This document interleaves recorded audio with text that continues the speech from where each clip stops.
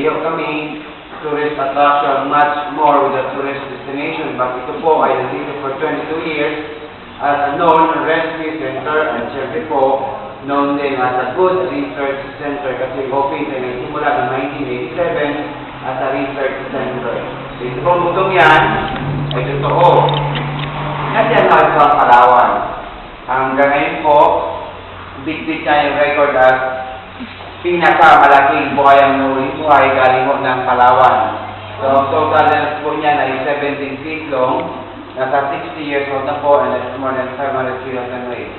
At siya ay may pinatay na tao from southernmost tip of Palawan, Rio Tuba. That was 1990, at yun po ang dahilan kung bakit siya hinuli. And that 17 feet actually ay hindi pa niya full grown, since kaya ko nilang humaba na hanggang 9 meters. Siyempre, kaya po nilang mabuhay for 100 years old. Hindi sa lahat, pwede po tumibang for a close to big tank to Dilada. Ito ang kanyang mandat. Alam mo, yung balat, in terms of commercial na bagay, is no good for handbags or sapatos kasi makapal at matigas na.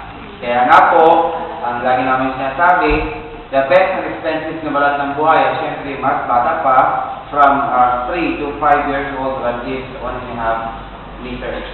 And then po sa kabilang side, ay remains naman yung ng baliena, sperm whale, at yan yung mga buto-buto niyan ay from Palawan din.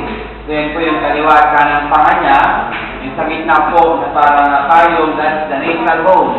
So 10 metro po ang haba, and about 15 na sa kanyang sipang, pero sabi ko ng mga experts, ang whale na yan ay nasa teenage niya pa lang, kasi kaya nila umaba for 19 meters, at kaya nila tumimbang for a close of 50 tons. So after kung natin dito, let's go direct to the live ng buhaya at doon po sa mga nahuli. Kung kanya nahuli po, ako po yung guide nyo. And doon lang tayo sa likod sa live ng buhaya. You can go back na lang later for your picture.